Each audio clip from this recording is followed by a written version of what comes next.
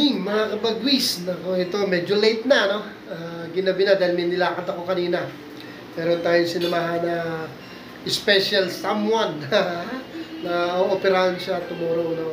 So, good luck sa'yo. Ito, andito ako ngayon sa ating love cage. I-update ko kayo sa binili kong dalawang adult hen. Tingnan ninyo, ang tulin pumares dyan sa dalawang pure homer ko na kak. Grabe, nagpares ka agad. Araw pa lang. Tingnan ninyo, mga kabagwis. Oh, grabe, mga kabagwis. Nakakatuwa, no? Talagang sabik na sabik tong mail ko. O, nasa baba.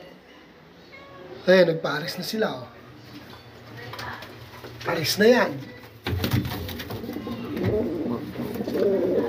Pares na yan. Ang gagandang ibon yan.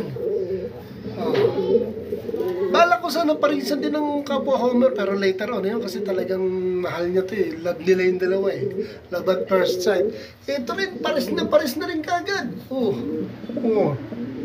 Diba? Ang gagandang ibon yan, mga kabagwis.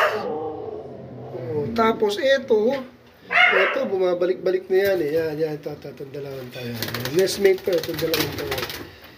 Nestmate yan. Ito rin, nestmate. Nakakatuwa dahil sila ay pares na. Yay! Di ba? Ikaw. Yan. Hawak ka, huwag ka mailap. Hindi naman kita ang ilap mo ha.